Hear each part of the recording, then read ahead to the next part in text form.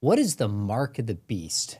And how do we recognize it when it shows up? Now, I want your take on this, but I want to read the passage so people just can hear it. This is Revelation 13, 16 through 18. It says, also it causes all, both small and great, both rich and poor, both free and slave, to be marked on the right hand or the forehead, so that no one can buy or sell unless he has the mark, that is, the name of the beast or the number of its name. This calls for wisdom. Let the one who has understanding calculate the number of the beast, for it is the number of a man, and his number is 666. Yeah.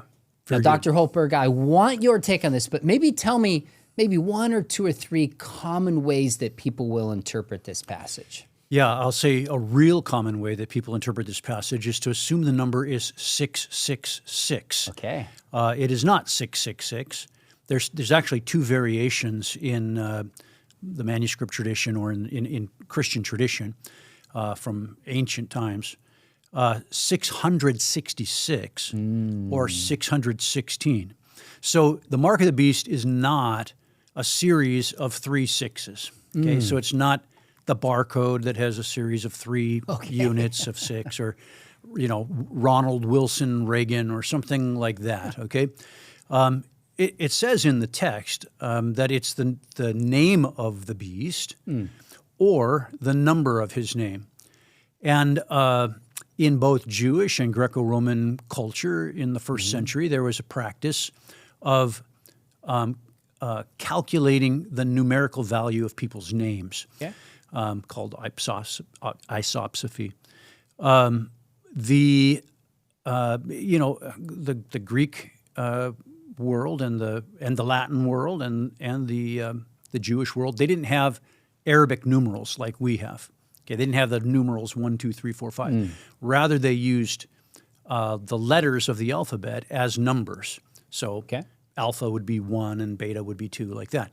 So you could take anything, take the spelling of that thing, and using arithmetic of one means or another, usually just adding things up, you could calculate somebody's name. And we have lots of examples of that sort of a thing from the first century, graffiti where somebody will say, I love number 68 or something like that. And it was a way of proclaiming something without revealing it entirely. Gotcha. So that's what John is talking about when he says you can calculate the number of his name. Now, there have been a lot of attempts to try to calculate various options for a name of the beast. Probably, in my opinion, the most likely is Nero Caesar. It works in, you have to do this in Hebrew characters or in Greek characters and without explaining how to do it. Yeah, sure. You can come up with the sums either 616 or 666.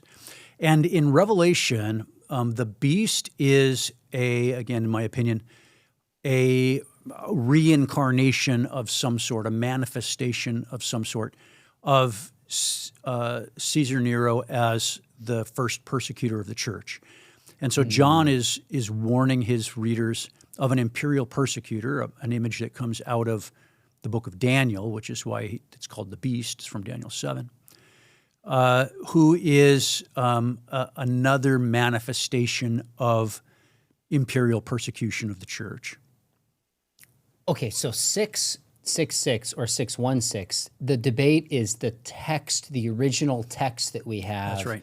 Is there a major tradition that you hold, or is there just always been some debate about that? There's always been debate. So even in the church fathers, in the 2nd century, for instance, Irenaeus mentions 2 numbers of the beast.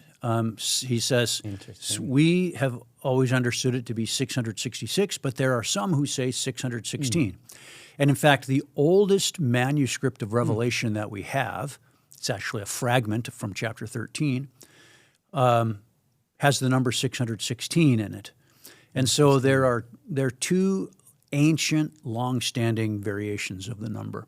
I think most scholars believe the original reading was 666, but it could be one or the other. So the mere fact that Nero's name could be added up to be 616 or 666 kind of gives me pause thinking we have confidence in any interpretation if there's enough ways to kind of jerry rig it. Or am I being too skeptical? I think you're being too skeptical. Okay. More than likely, if let's suppose 666 was the original, and there was a tradition already understood that is the number for Caesar Nero, which is easy to calculate that. There may be others in the early church because one relies on the Greek spelling of the letters, and one relies on the Hebrew spelling. There was probably others in the church who understood it was Caesar Nero, but said that doesn't work out to 666. It works out to 616, and so both traditions then arise. So how confident are you that it would be Nero? Like 55%, 85%? Like his best? What level of confidence do you have in that? I would say 67.83%. No, I am not absolutely certain. Fair enough. And there's scholarly pushback on identifying Caesar Nero as the name. But I am pretty certain, not just because it works with 616 and 666, so it accounts for the manuscript tradition, but it fits with other things in the book of Revelation that identify the beast or identify the system that the beast belongs to. So, for instance, in chapter 17, John sees the beast a second time. So you read from chapter 13. Chapter 17, John sees the beast a second time. It has 7 heads and 10 horns, and a prostitute is riding on the beast. And he identifies the prostitute as the great city that reigns over the kings of the earth. And for John's audience, there's no other city that they would conclude that to be except for the city of Rome. And Rome was known as the city on 7 hills. And this angel identifies the heads of the beast as 7 hills on which the woman sits. And in fact, there in Roman iconography, the goddess Roma, who represents the city of Rome, is depicted as a woman sitting on 7 hills. And so the imagery would have been familiar to John's readers. And then he says, and the 10 horns, and the hills are also 7 kings. And then he says, 5 have fallen, 1 is, and 1 is about to come and remain for a short time, and then the 8th is the beast. Well, if we start with Augustus, the first emperor of Rome, the 5th emperor of Rome was Nero. And then John says, I'm in the day of the 6th emperor, the 6th head is, or the 6th king is. The 7th is going to remain a short time. Well, the king that replaced Nero was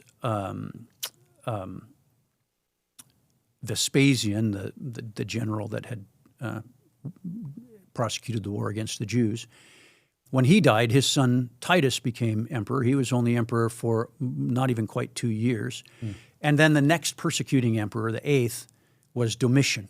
And so it suggests to me that John, and he says the beast was one of the original 5 kings.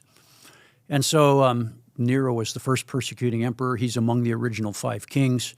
Domitian reincarnates Nero in his persecution of the church, and so John is anticipating the rise of Domitian and a second persecution against his churches. So if I'm trying with you, the mark of the beast is not some number we're going to have put on us. We shouldn't try to interpret it that way. This is a figure from the past. Yes and no. And now that depends on how you understand what is going on in the book of Revelation in terms of prediction. So in my opinion, and we can talk about that question if you want to, but in my opinion, the beast reappears throughout history. The image comes from the book of Daniel. And in Daniel anticipates an eschatological beast, an end-time imperial persecutor of the people of God. But he also anticipates a historical, if I can put it that way, beast in the person of Antiochus IV Epiphanes, who's a 2nd century BC persecutor of the church, comes from the Macedonians or the Greek Empire. And so John establishes a typology between historical persecutors and the final persecutor. And so he can understand that Nero was a historical persecutor. Even Domitian could be a historical persecutor. Of course, John doesn't know if he's the final beast or not. But ultimately, the final beast will also appear. So I would think in the future, we will be required to take some kind of a mark. And that it has something to do with the name of the beast. But exactly what that mark is pretty hard to tell. It's associated, by the way, with the worship of the beast. It's not just an economic thing, which it says in Revelation 13, you can't buy or sell without the mark. But you're given the mark when you agree to worship the beast. And so, when people today are confronted with the possibility of, having a microchip implanted when they take their COVID virus vaccine or something like that, unless there's somebody out there saying, and you've got to worship me as God, I wouldn't worry about it too much. Really helpful. Now, you teach a full class on Revelation at Talbot that people interested could take, but this is helpful. Thanks for breaking down the mark of the beast. Sure.